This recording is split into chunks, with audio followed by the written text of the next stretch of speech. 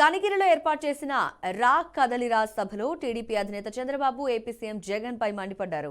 ఓటమి భయంతోనే ఎమ్మెల్యేలను మారుస్తున్నాడని, రాష్ట్రంలో సొంత బ్రాండ్ల మద్యాన్ని ఏరులై పారిస్తూ ప్రజల ప్రాణాలతో చెలగాటమాడుతున్నారని చంద్రబాబు ధ్వజమెత్తారు.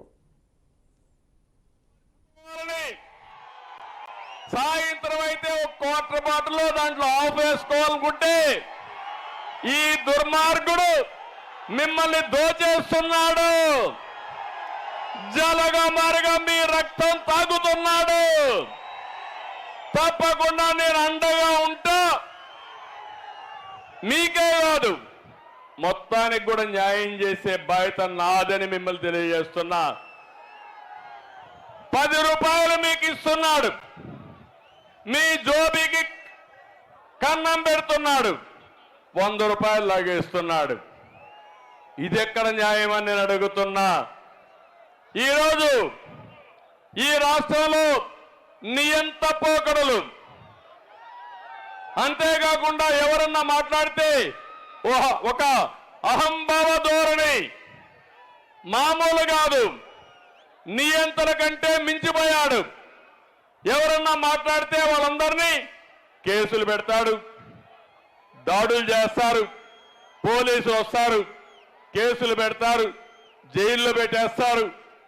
అంటే ఎక్కడికి పోతున్నా నాకైతే అర్థం కాలని 45 ఏళ్ళు రాజకీయం చూశా. ఇంత పనికి రాని పనికి మాలిన ముఖ్యమంత్రి బాబా ఆవేదన ఉంది. మీ కష్టాలు చూశాను. ఒక్కొక్క వ్యక్తి పైన 20 కేసులు, 30 కేసులు, 40 కేసులు పెట్టి నానా హింసలు చేసే పరిస్థితికి వచ్చారు. ఇవన్నీ చూసిన తర్వాత ఇటీవల కాలంలో మీరు చూస్తున్నారు, 5 ఏళ్లు చేసిన పాపాలు ఆయన వెంటాడుతున్నాయి. ఇప్పుడు సర్వేల మీద సర్వేలు చేశాడు. ఓడిపోతామని పిరికితనం వచ్చింది.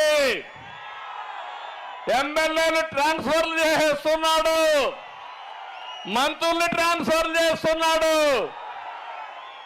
నాకైతే అర్థం కాలే ఇవన్నీ చూసిన తర్వాత.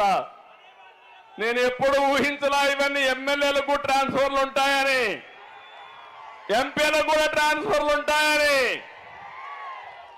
మీ ఇంట్లో చెత్త ఎక్కడేస్తారు?